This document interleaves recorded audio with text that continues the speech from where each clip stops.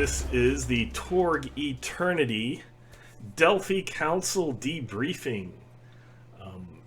This is a podcast slash YouTube video. Hopefully, we will have many of these. This is a beginning to introduce you as well as get into the weeds in future episodes of what is Torg Eternity and why you might want to play it, answer your questions if you have questions, and just dealing everything and anything to do with Torg Eternity. So before I go further, we'd like to introduce you to our hosts. So we'll start with JM.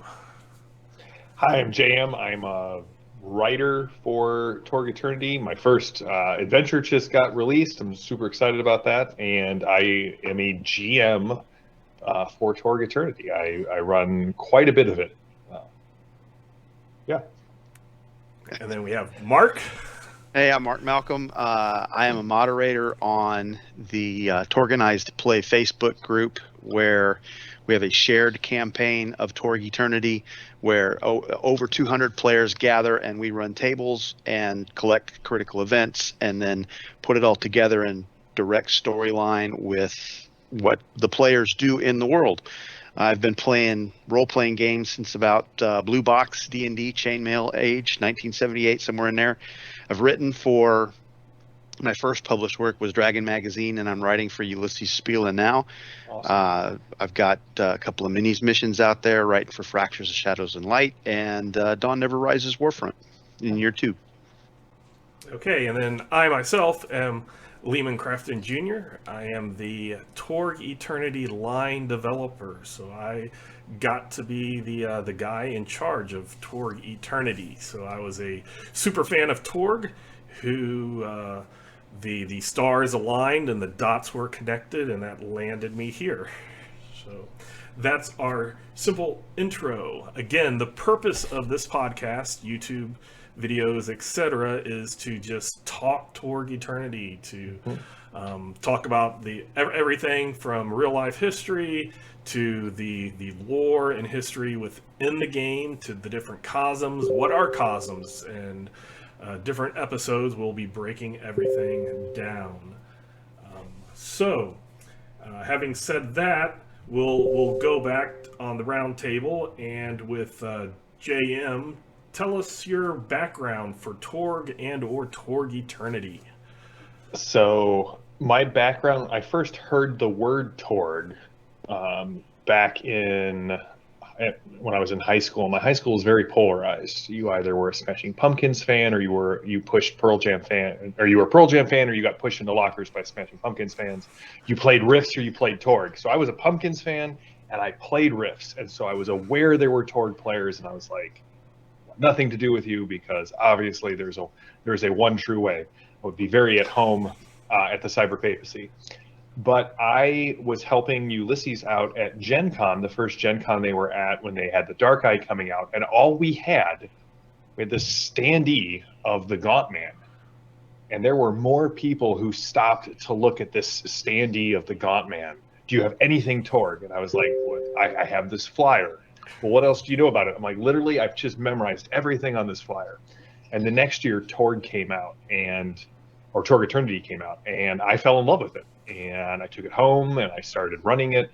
And I mean, now I stream it, once a week. And so I've been running Torg for about the last 3 years.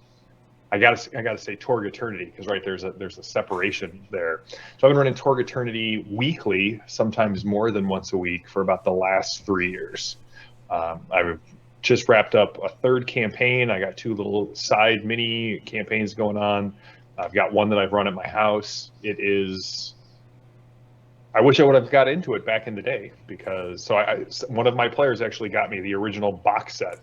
And so I've been reading through that, and it came with, one of the great things about buying used box sets is that it comes with surprise additional treasures. So I've got some dude's original campaign notes from back in the day. That's just wonderful. So that's my experience. For free ideas. That's right. Free ideas. It's the best. Okay, Mark. So as I said, I've been playing for a while. gaming for a while. I didn't when original Torg came out. I didn't get involved in that one. I was in the middle of D&D at the time. I was in Marine Corps at the time. Didn't have room for buying a bunch of stuff. When I got out, I got started back into D&D by putting a 3x5 on a corkboard at Titan Games and Comics in Tucker, and found some friends that I've known more than half my life now. But one of those guys I met at Dragon Con, where I was running Dungeons and Dragons for Living Greyhawk back in the third edition days, and I damn near killed him. It was a great adventure. Cost him about 2,500 gold in consumable items to survive, and he did. And after that, he's like, let's start playing. We started playing home game stuff, and he says, I got this great game that I've wanted to play for a while, and this seems like a good group to do that. Do you guys want? Well, I'll play anything. Mm-hmm. Okay, what is it? This is called Torg. What is that? And so from that point, we got into original Torg, and love that. I am a huge fan. For those of you who know original Torg, I love Nile Empire and making gadgets and the schematics to build gadgets and the spell lab for building spell. That just dropped right in there. I'd spend hours at home doing that and show up at the game and say, here, this is what I'm building. I need to find these parts. And then Rod would have to go figure out where I could find the parts for the thing I wanted to build, etc. But that was the original Torg, and we played that for years. My wife played that, and his wife and their kids grew up behind us playing that and whatnot. And then Torg Eternity comes out, I'm like, oh great, this is an update. All right, here we go. So we convert everything over, and now we start playing Torg Eternity. And in the process, when I discovered the Infiniverse Exchange, like, oh wait, all the ideas I have, I can go put that out for other folks. Okay, well, let's start writing some of that.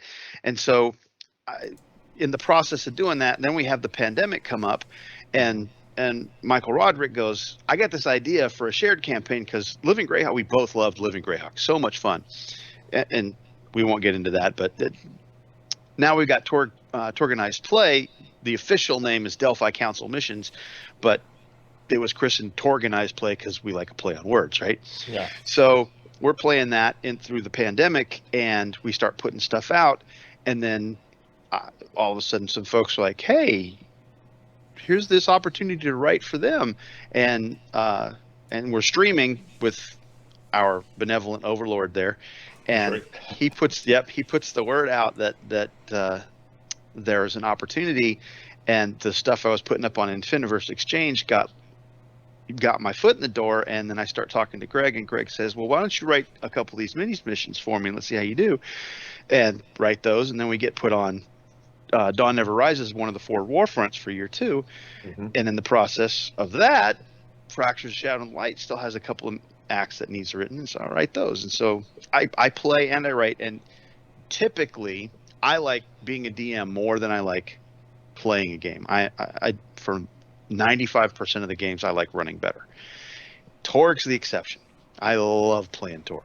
I love running Torg too, but I love playing Torg. And we play, the Torganized Play group has a handful of GMs that'll run, and we put it up on Warhorn, play in Roll20. We've done an online battle interactive where we had 26 players all at different tables interacting at one time, and they'd come together, and then they broke up, and we call it the Fall of Highway 41. It was a year 1. It was right after the beginning of the war, and it was a lot of fun. Anyway, that's how I got involved in this, and Liam, I got to thank Liam, because he's the one that got me into the writing aspect of it, and I really, really enjoy it. So thank you, officially. Okay, so myself, Lehman, I first was introduced to the original Torg back in, it was either 92 or 93. It was my second year at university at Purdue. I was big into fantasy. D&D didn't appeal to me. And I saw a Robotech RPG ad in a G.I. Joe comic book for Marvel and ordered Robotech and like that. And Palladium Books is the ones who published Robotech. They are the ones that had a Palladium fantasy role-playing game, the Palladium role-playing game. Yep. And I got into the first edition, and that for whatever my personal taste at that time as a 14, 15-year-old, that kind of solved my issues with D&D, because it's very similar D20 system. You roll high, a longsword's about a D8, damage, etc. And then that just opened me up into Palladium, and I guess like JM, I became Riff's fan. So in college, I have they had a Purdue Fantasy Club, and I met a lot of people playing fantasy, and I had a character that lasted all the year, because we're talking old school where deaths were common, and getting through a whole year of college in a campaign was like, yes. And then very soon in the second year, I got killed because the game master looked at my experience, looked at my character, and was like, I'm not sure I like having a high level, character in the game. No. And it was a big group of like at least 40 people would show up per Saturday. You'd have multiple game masters. The game masters would get up in front of everybody, because this is, it wasn't necessarily pre-internet, but pre-heavily used internet.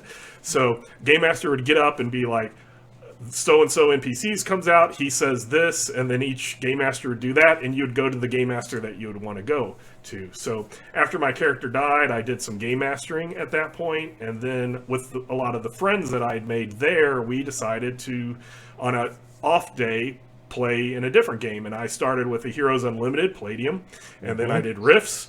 And one of the other guys was like, hey, I got this new game, and what would you, think about playing? And, well, yeah, I was doing a lot of game mastering, so, yeah, I'll play. And that's where I was introduced to Torg. So we played the rest of the semester, and then I switched colleges. Basically, out-of-state became too expensive, so I went in-state to a different college and found a used Torg box set. So I grabbed that used Torg box set, and then from there, I never played again for 25 years. I was the eternal game master for Torg, and I introduced so many different groups. I had my own world. I would play with 2 groups or 3 groups at the same time. They were each a Storm Knight group on the same world. We would have, we played it a lot like a TV show instead of a movie, where, you have the Knights of Dunad over here and the Knights of the Road over here. And every once in a while, if somebody from one group wanted to play in the other group, well, then they just hopped over and they were the special guest star. Kind of how those related TV series, you'll have this character go over to the other show for an episode. And that was kind of like what I did for a long time. Every 10 years or so, we would have a retcon, which basically was updating Tech 23 to whatever was now. So, around 2000, 2003, we retcon, so now World Wide Web type internet is going on, and you can buy stuff off of Amazon, and stuff like that, which didn't exist back when we started. So every few years we'd have a little retcon just to update what near now meant. The company West End Games was bought out a few times, and during that there was one revised and expanded book that came out that was supposed to hopefully get interest into the game. They were talking about what they called Torg 2.0 at the time, and I got on the forums, and I was kind of I don't really like this. I'll just keep what I've been doing going on. I went through every book, every contradictory rule. When this book says this thing, this book says this thing, which one's right, and kind of had, this is how magic works. This is, just like explaining things to everybody. I have a big binder of, the clarifications. I won't necessarily call them house rules, but they were definitely clarifications. And then right before the Kickstarter for Torg Eternity came out, my friend who had pointed out the last one to me pointed out this one, and I'm like, oh great, they're trying it again. That was a bummer last time. So how are they going to screw up Torg this time? So I got on the forum and I started reading stuff, and I'm like, there's some really good ideas. And I just started a new original Torg campaign. And one of the things that I had decided was to do the split between possibilities and experience. And that's one of the things that Torg has differently. And I'm like, oh, wow, this is cool. And here's an idea that's cool. And this is cool. Maybe I'll actually do a Kickstarter, which I had never done before, and back this thing. So I backed it, and then we got our previews, and then they're like, hey, there's this Infiniverse exchange where you can actually write fan-made stuff, and on DriveThruRPG. So they were like, if you can get a product out within 6 days, we will give you the preview packet. And I'm like, does a couple of archetypes count as product? And they're like, yeah. And I was like, I can do a couple of archetypes in 6 days. So, I mean, it was that short a time, and I did that. And then I spent the next 3 months writing a kind of a combination of old Torg, original Torg, and Torg Eternity rules. Kind of if people didn't necessarily like the way Torg Eternity was going, then and they had their old Torg game going on, how they could use some of the rules and stuff. And it was like 120 something pages. I did it within 3 months, and that kind of caught Deanna's eyes.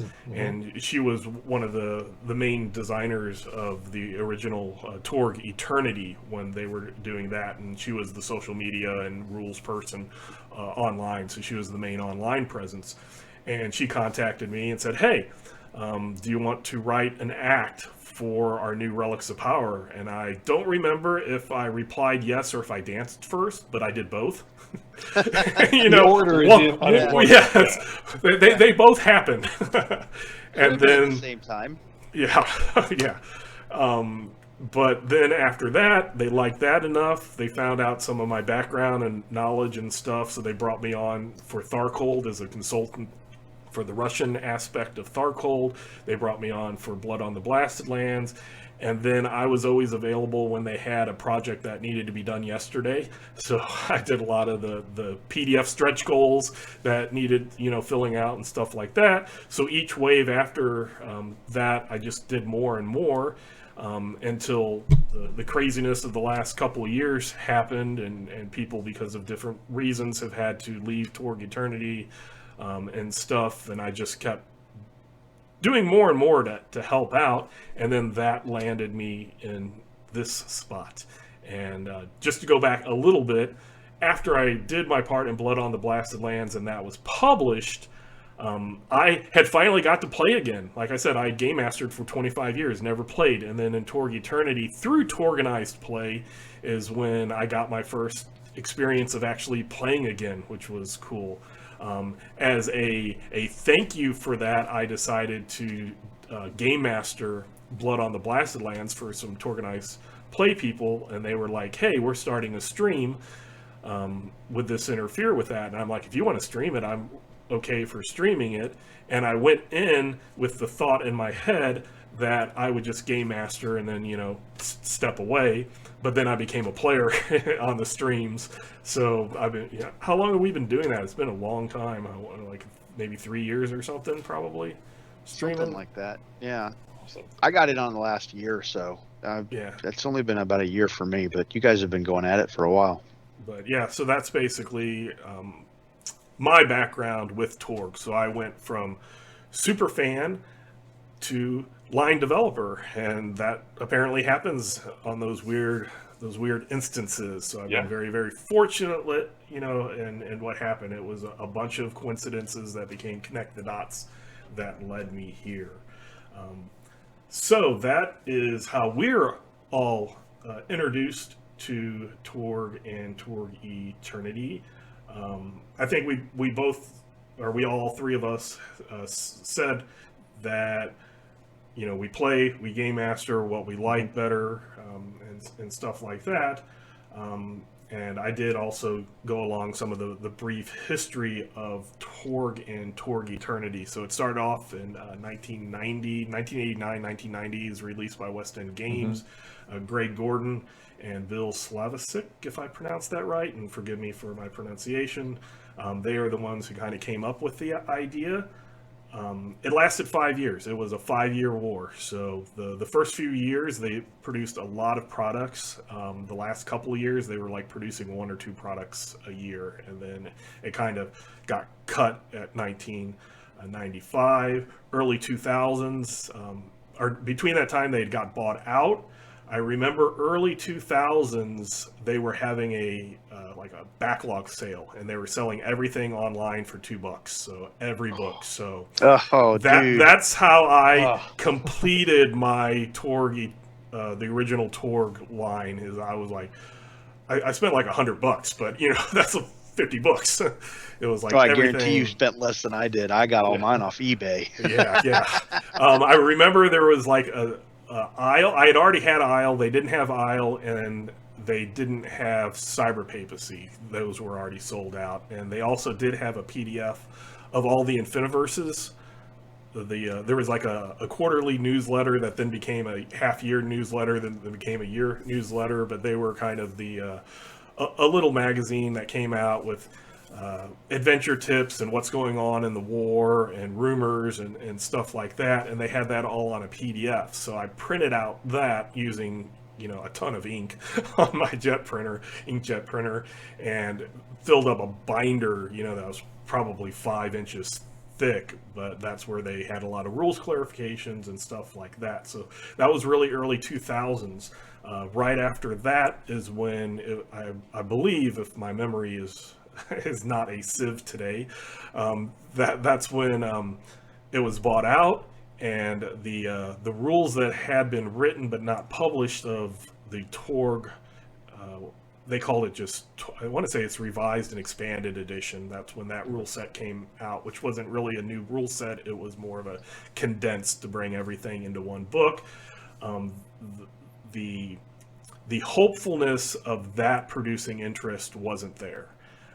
As well as just the conditions of the early 2000s within role-playing and stuff. So that owner, Torg was bought by Ulysses Spila, and then they brought in Shane Hensley as the designer, and he started with Torg, so that was pretty cool to have there. He started with the Temple of Rex Stelek, became huge in the industry. We're talking Deadlands and Savage Worlds, which if any of you are here and know anything about role-playing games, you've probably at least heard of those. I think I got Deadlands like right there. Right there. So he came in, and that's where like Daryl Hayhurst, who was the first line developer, he came in, and they basically redid Torg Eternity. And that was probably, they started, I want to say, around 2015 probably. So it took them about 2 years to get the new rule set codified and the book written. They had the Kickstarter, I want to say, in 2017. We got the actual print versions in 2018. And then now in 2023, we have all the Cosm books, source books, and waves have come out, and we are heading into the second year of the new Possibility Wars. So that is kind of the out-of-game, real-world history of Torg Eternity. So what do you guys have to say about your thoughts on Torg Eternity? I mean, I have really enjoyed the rule set, especially as a GM. For those who may not be familiar with it, and we're going to go into this in depth in future episodes, Torg Eternity has so many ways for players to surprise the GM that I have a OneNote file probably 50 pages long of scenes that I planned and have shelved to recycle at some point in the future because my players played a martyr. One of the first campaigns I did, I built up to the Red Dragon of Wales being awakened, and as the dragon is bursting forth from the ground, one of my players is like, well, I've got this martyr card. Can I just sacrifice myself so that and put the dragon back to sleep? Yeah, I go ahead and narrate that. Let's see how that looks. And I get ribbed by some of the people who are watching the stream because they're like, they can tell very clearly I have zero poker face when someone plays a romance card and makes Grigori Rasputin fall in love with, their Adinos. You're just like, all right, like here's what I had planned. And I love that. I love being surprised. And I think the beauty of the Torg Eternity rules, especially with the cards, is it's not that anything can happen, but that a creative player has these creative touchstones that can jumpstart their imagination. They would never have thought of trying to, strike a romance up with the big bad evil guy. But I've got this card that says that I can. Okay, now I'm looking for an opportunity to play it when that would not have necessarily ever entered in their mind. And so I love the chaos and the creativity that it inspires. Yeah, I gotta echo that, because one of the things I love about Torg Eternity is that it's a much more squishy rule set than other games, and that brings the art form back into the art of being a good GM. In my opinion, my philosophy has always been, yes, I've written an adventure or a mission or whatever you want to call it, a scenario, and I've got this outline that tells me where things are going to go and who these people are and what's going to happen, etc. And then you insert, for lack of a better term, the chaos of the players into the game, and they all want to do what they want to do. And my goal as a GM is to make sure that the players never know if they're in what I wrote or what they created, and we're just off the cuff completely. Yeah, right? In my mind, my adventure is the most boring version of how tonight could go. I don't know that I'll agree with that statement, but it is an outline. It's not a railroad, and I like a sandbox better than I do the railroad, just because I want the players to have the freedom that if they want to turn right, even though the sign says turn left, okay, that's where we're going. We'll see. I don't know what's over there, but we're going to find out together, right? And it's that, coupled with the theater of the mind aspect that Torg Eternity, I don't want to say that's how it's designed to be done, because you can absolutely do it with miniatures on a grid if you want to. And if that's your thing, you absolutely can do that. And I've played that way with 3rd edition and 5th edition and whatnot, and it brings a lot more. It brings you into the game a lot more if you've got 3D terrain with miniatures and a map laid out and all that, and that's cool. But conversely, the theater of the mind aspect that Torg brings to it, then you're seeing it the way that you see it, right? And then from the GM standpoint, it's my job to narrate the aspects of it that put you in the scene. And if you can see it in your head, if you have a table that can see it in their head, then they get invested in it too, and the role play comes out then a lot more than just moving. I get my 5-foot step this way. Boom. Now I'm right there. Okay. I'm 90 degrees off the bad guy. Okay. Whatever. I want to jump up on the table, and I'm going to kick the mug out of his hand and throw the dagger over my shoulder. And then we knock the lights out and everybody escapes while the bad guy's just kind of figuring out what's going on. How do I do that? Well, give me a pull it out of your backside roll, DN 18. Okay. And they do. Yeah. And then you got to figure out how that works. And that's fun to me. Yeah. Yeah, I love the players just changing things with the cards. The original Torg had a card called Hero Fails. And back in the day, the possibilities were your experience. And if you failed, you played it and you failed in something, and you got 3 possibilities. And I had a player that he would hoard all the cards that gave possibilities because they were experience points.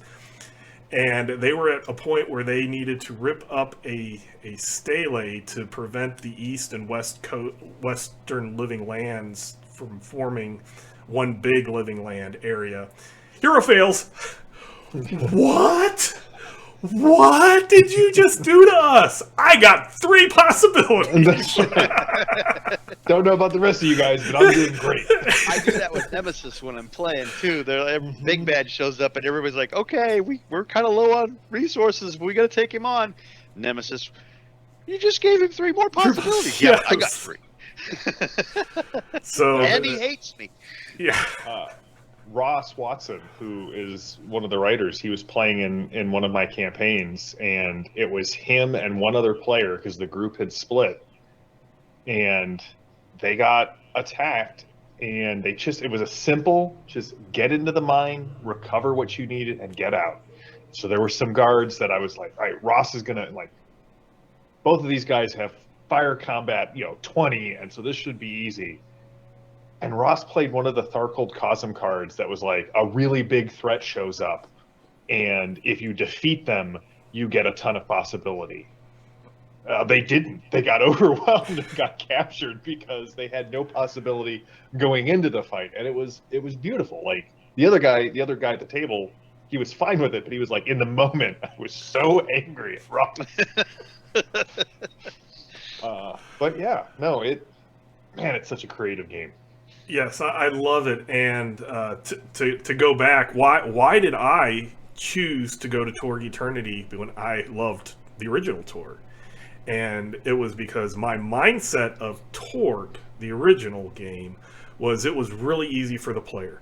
The player could look at the main book and they could grab their Cosm book. I'm going to be a barbarian. Here's Isle. This is all you have to know.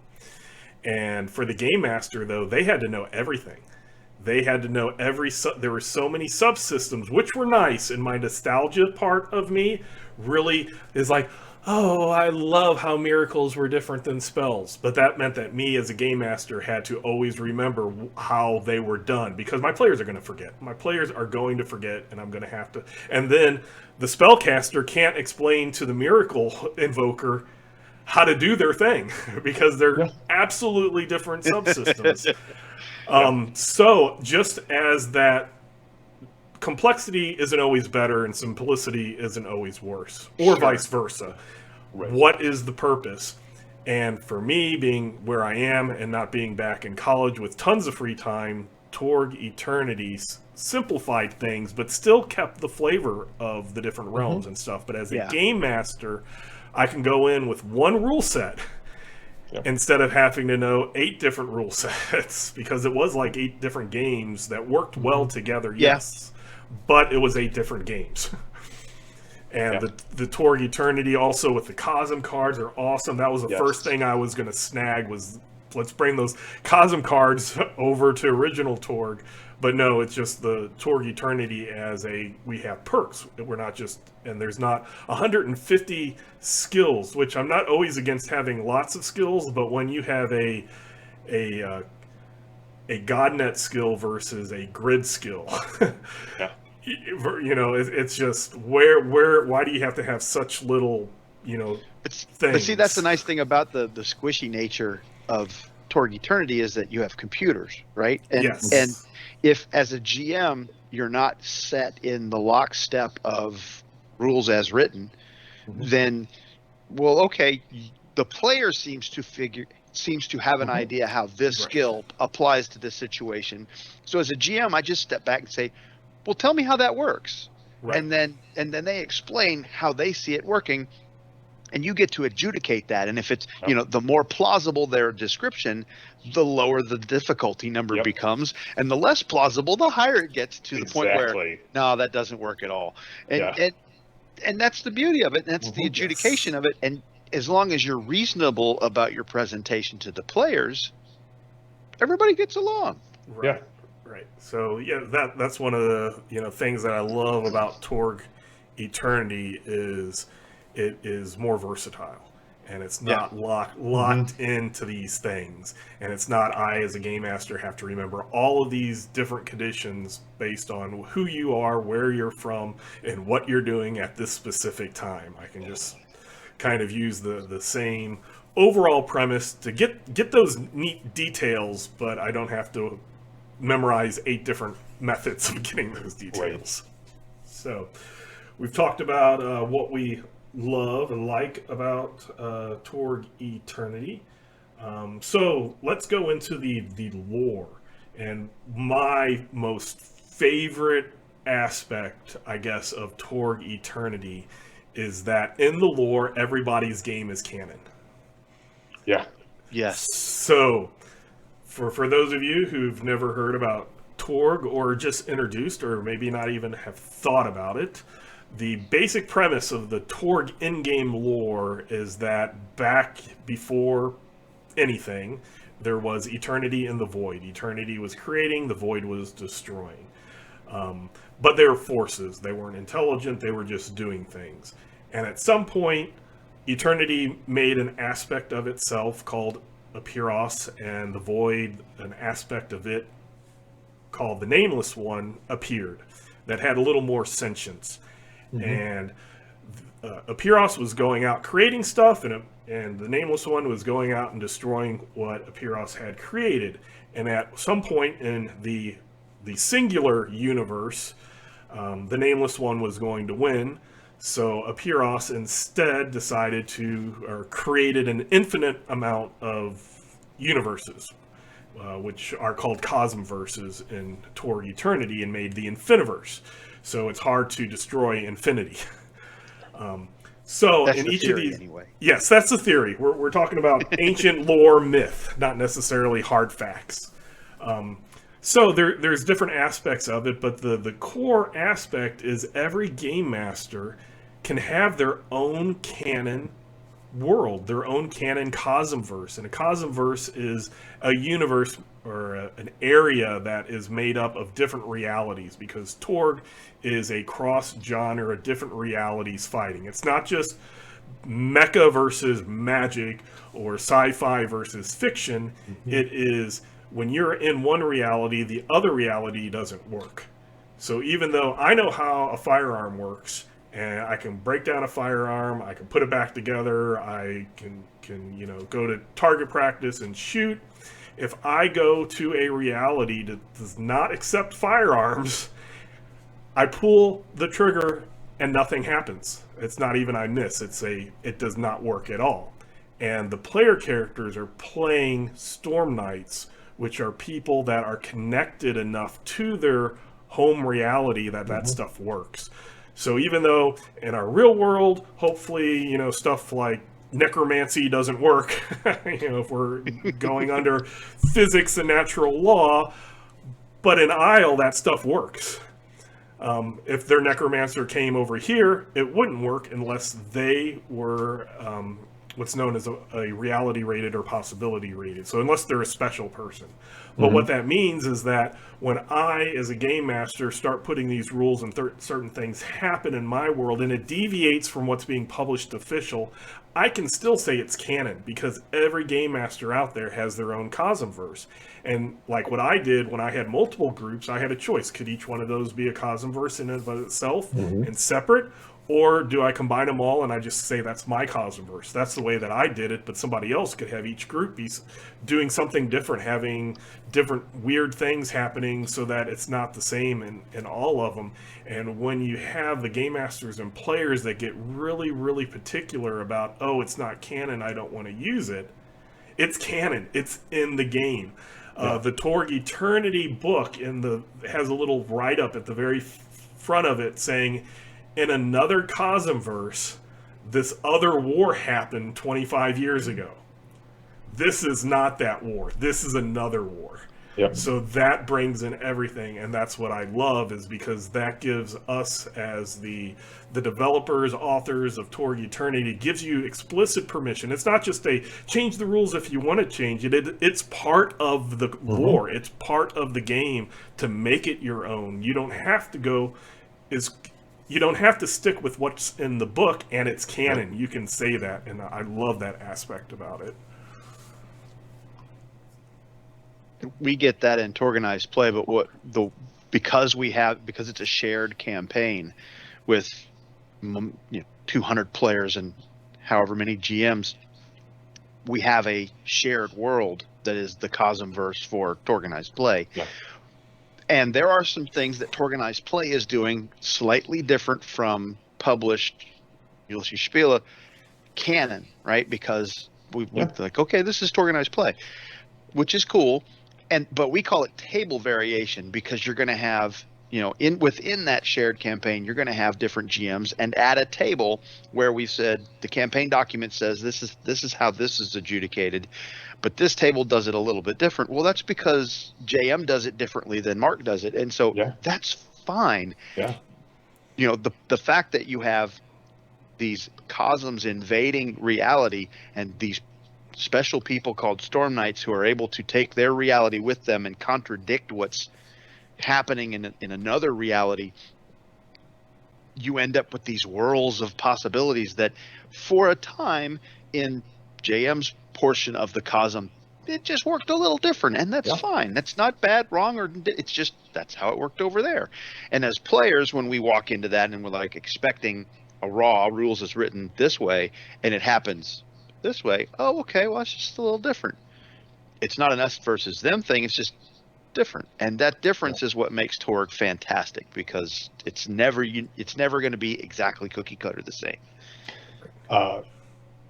In the campaign that we just wrapped up and are taking a pause from, through a very long play by one of my crafty players, I feel like the romance card gets played a lot in my games. They played the Star-Crossed Lover card on a darkness device and attempted to usurp one of the darkness devices from the High Lord. And I'm like, awesome. Like, so one of the cosms may have a brand new High Lord, and it's okay because the iconic Infiniverse is canon. What happens in my games is canon in my games, and I don't need to be like, oh no, I can't play. These are toys that I have to keep on the shelf and never take the High Lords down and play with them. No, that's the whole point. Like, the whole point is that your game will be canon, and you have the freedom to just do whatever you want. Mm-hmm. Yeah, and you can stick as close as you want, or you can go as far away from you want, and it's all Torg. And that can even bring it where, like with Torganized Play, you go from table to table. You could even, back in the day, some tables allowed it for different role-playing games, but other ones were like, I don't care if you have a character that is of this level from this other guy's game, you're not bringing it here. For other role-playings, this allows that, but then it's like, while you're coming across, these things are going to change because my Cosmverse is different. So you could, weed out some things that you see as problems of that, but you can bring that character along without just a clear-cut no. And that also brings up stuff when things start, going cross cosms or whatever, and you can play with it. You can still get official books and then just tear them apart and use what you need to use for your own games. I know I do that with my personal game. Is very different than the public official game, and that's fine. Even I even see that as the line developer when I'm doing stuff officially, it's for a general world audience, and when I'm doing stuff for my campaign, it's for that specific home group that I understand. So yes, we're going to put out cool stuff that is available for everybody to use, but tailor it as you want. Pick and choose the parts that you want, and you don't have to. You can't get rules lawyered by somebody who says, but that's not official, or that's not canon. Exactly. Well, exactly. yes, it is canon. It's right here. Yeah. We're all part of this together, and that's just. I mean, every game out there is going to say change the rules how you want, but it's in the actual lore for Torg Eternity. I mean, and that's you want to go old school. It's all the way back to the AD&D days. In the afterword of the DMG, Gygax and Arneson specifically stated, I don't care if it's even written in black and white. If you don't want to do it that way, you don't have to. That's your world. You run your world the way you want to, and another DM will run their world the way they want to. It's not bad. It's just different. And I love the fact that Torg Eternity has brought that forward and made that canon again, in that, no, you where's my 5-foot step? The rules say I get my 5-foot step right here. Not today, you don't. Not today, you don't. That's right. I will just say it's good if you have something that's drastically different. Let everybody know. Don't surprise them. Oh yeah. I always have my house rules. Before the game starts in your session 0, what's the purpose? How are we doing things? What big things are different? And always, hey, if I try something, let's try it. If it doesn't work after the game, we can figure out something better, but during the Yep. game, let's Yep. continue. Let's not stop the game to play figure moving. out something. So Yeah. that's awesome. That's one of the cool things that is out there, but Torg Eternity makes it canon. Explicit. That is there. So what else would you have to say, likes, dislike, even dislikes, or what you've changed about Torg Eternity? One thing I really like about it is there's a set of skills that I know Mark has mentioned the squishiness of the rules or the softness of the rules. I like this, even though it codifies something that I always used to do.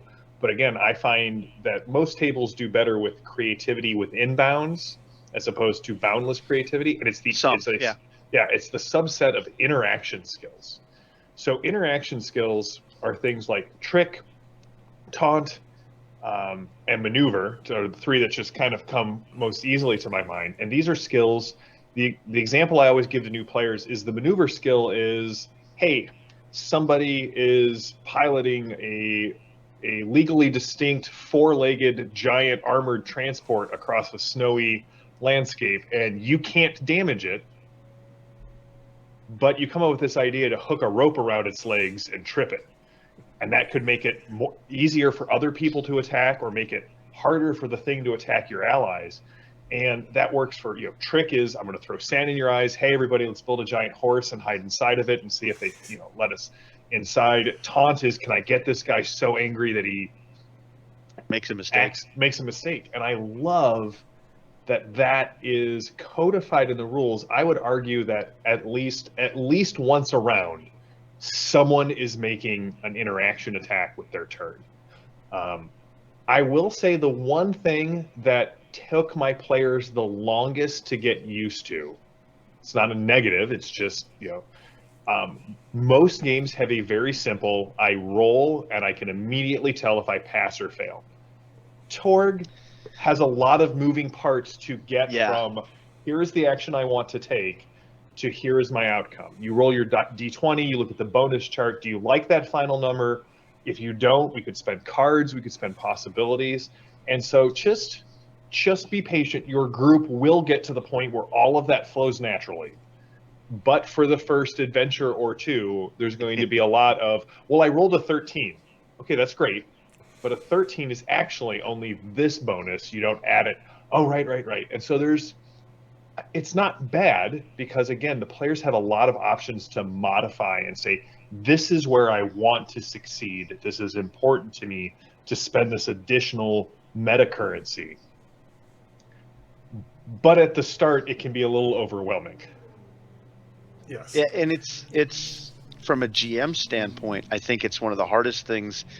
It was the hardest thing for me to get used to moving from D&D because for D&D you have a game master screen and everything is back here, and the players discover everything. They have to find out everything. And in Torg Eternity, it's very open. It's very meta in the idea that what's my target number? We call them difficulty numbers, right? What is my difficulty number? The player always is, and I say always, 95% of the time knows the number they're trying to get to, right? There's not a, well, you roll and I'll tell you. That's very other game. Yeah. You can do the things of, okay, well, your target number is a 10. You've rolled your total is a 13 right now. Is that your final answer? Because there's levels of success, right? And so does the player feel satisfied with just a standard success at a 13, or do they want to try and figure out how to get to a 15, which is a good? There's levels of success, right? And so they get to make that, they get to have the conversation with the other players. Well, what resources do we have to play with it? Can we put more on it? Do I feel like it's worth putting a possibility into? How far is that going to get me? Those kinds of conversations. Yes, it slows gameplay down a little bit, but it gives the players a much greater amount of control over how they interact with the story. Yeah,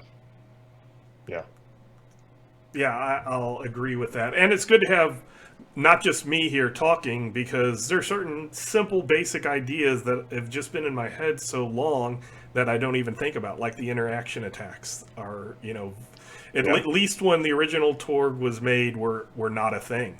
It was just I can't reach the guy because he's being blocked by somebody else. I just sit here. I don't have an action. My action is wasted. Or I'm the face character. I like being the face character, but I'm in the situation that I can't do anything. Mm-hmm. In Torg Eternity, you can do stuff every single action. You can, you can set up somebody else to succeed through an interaction attack. Intimidate was the other one. So intimidate. Yep. Oh, right. Intimidate.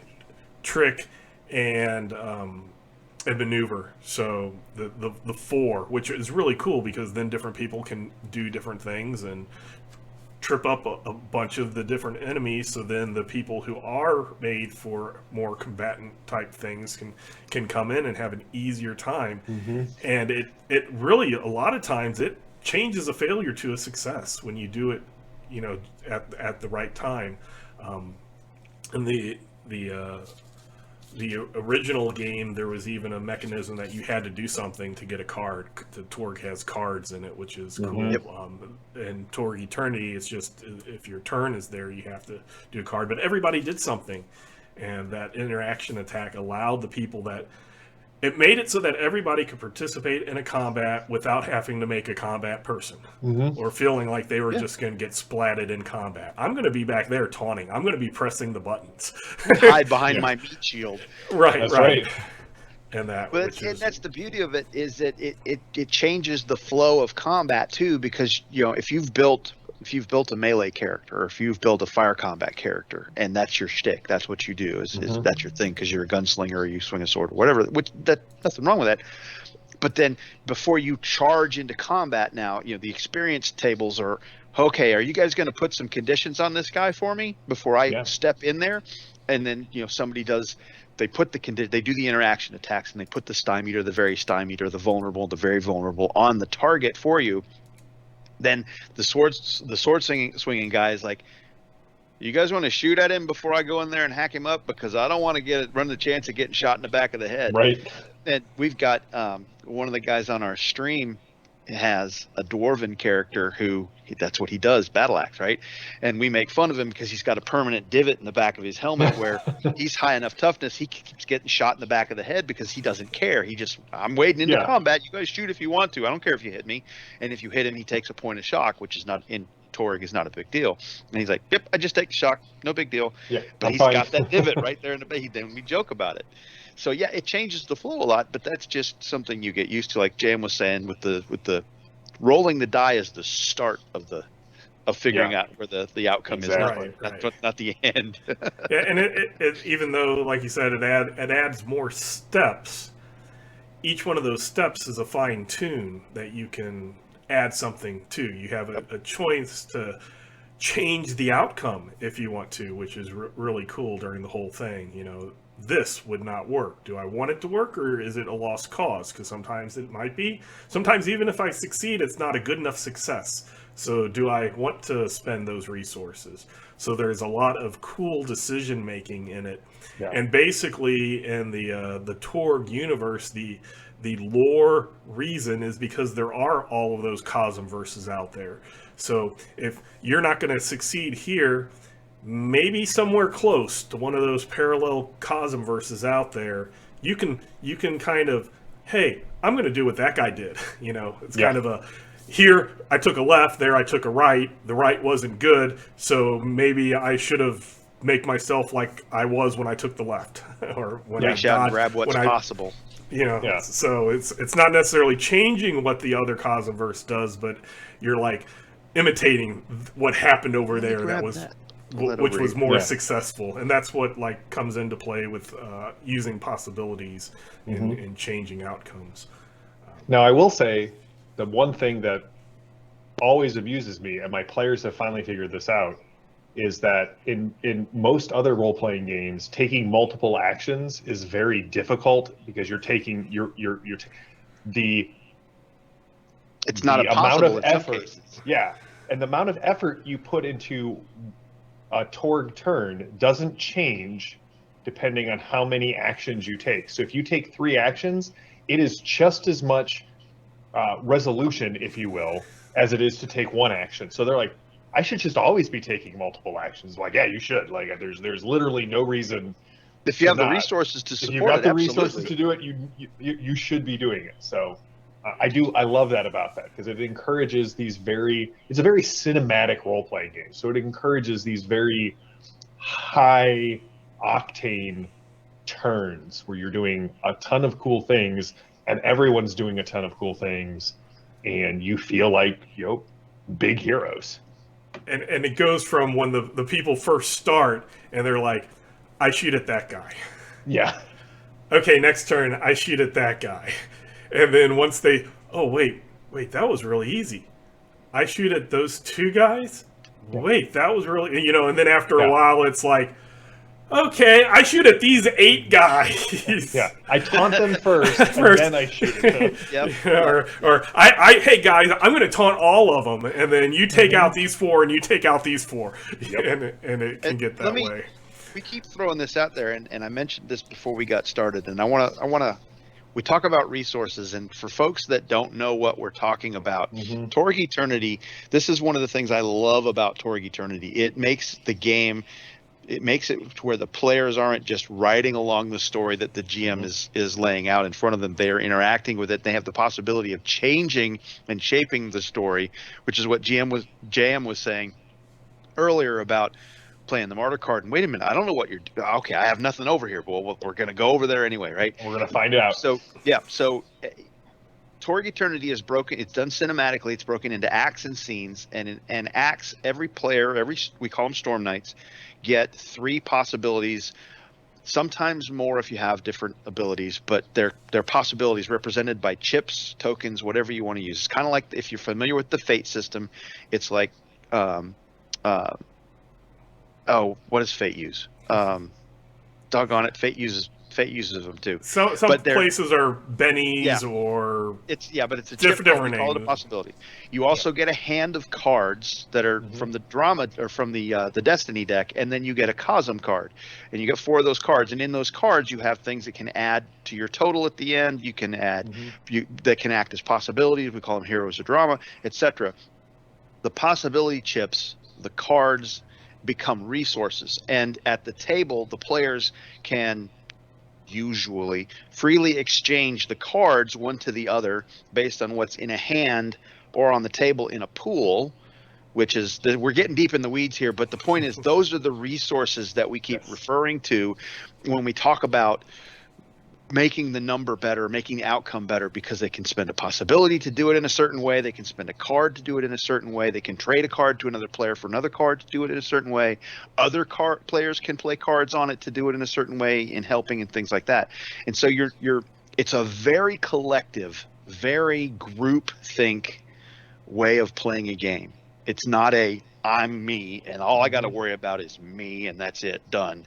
Right. I got 2, 3, 4 other people at the table, and if we collectively look at the direction we as a group want to go, we can shape that. It's a much more, you get more benefits from as a player group out of being communal with everything you've got than you do if you're sitting there hoarding it. Yeah. Right, or I'm going to kill still everything so I can get my tally mark. A lot of times it's I wouldn't get a tally mark at all unless that guy helped me. He set me up. It's a really nice team effort once people kind of get that into their head about how they can set up and help other people succeed or succeed better. I mean, you can even make a flavor of a character that's all that character does. Right. But like I think Jim was saying it earlier, you can't succeed without that help because it's just you can't get to where you need to be. Yeah. And other people have to go, well, I can do some things to help you with that. And that's your I've made that character. I've got a character. He can't shoot he can shoot, but I'm not going to be, that character's not going to be, that Storm Knight's not going to be winning the day with his Glock 19. He's going to win the day by making your Storm Knights better. Mm-hmm. And we win at that point. Yeah. Okay, so I think that was a pretty decent. We'll see how it sounds afterwards. Because, yes, completely and utterly be honest, this is my first podcast. And my first thing with multiple people that I'm doing. So we'll learn, we'll adjust, we'll get better. It's a work in progress. So basically, yes, if you want to know a little bit about Torg, you can come to this. If you want to know a little bit about us, you can come to this. If you have questions that don't necessarily have to be about this episode, they can be anything. Torg Eternity related, rule questions, lore questions, some things we might not be able to get into because it might be future products. But we will try to say that. If you want advice, if you have a situation that's occurring in your game or you're trying to get a game running, we're more than happy to discuss different ways to do that. Everybody in every game, every gaming group, every game master, every player is a little bit different. So if you have a certain style and you're a little worried about, hopefully one of us can help you with that.